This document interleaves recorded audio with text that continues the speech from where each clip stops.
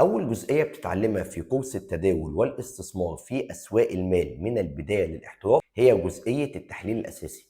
والتحليل الأساسي عبارة عن الأخبار والبيانات الاقتصادية التي تصدر عن الدولة وتؤثر على أسواق المال. هتقول لي إيه الفرق بين الأخبار الاقتصادية والبيانات الاقتصادية؟ الأخبار الاقتصادية تصدر بصفة عشوائية وتؤثر على أسواق المال.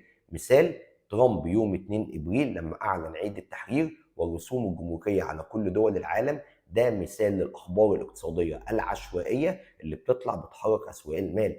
رقم اتنين، البيانات الاقتصادية هي بيانات منتظمة تصدر عن الجهة المختصة بإدارة الاقتصاد في الدولة وتحديدا البنك المركزي، ودي بتكون محددة مسبقا وليها توقيت من حيث اليوم ومن حيث الساعة، وبيكون في تراكنج أو تتبع لأداء المؤشرات دي من حيث ذكر الماضي وذكر التقدير أو المتوقع والفعلي، ودي برضو بتأثر على أسواق المال. فأنت لازم تبقى أنت كمتداول مهيئ نفسك إن في نوعين من الأخبار والبيانات هيطلعوا يحركوا السوق: نوع عشوائي اللي هو الأخبار الاقتصادية، ونوع منتظم وأنت بتبقى عامل حسابه والأسواق عاملة حسابه اللي هي البيانات الاقتصادية.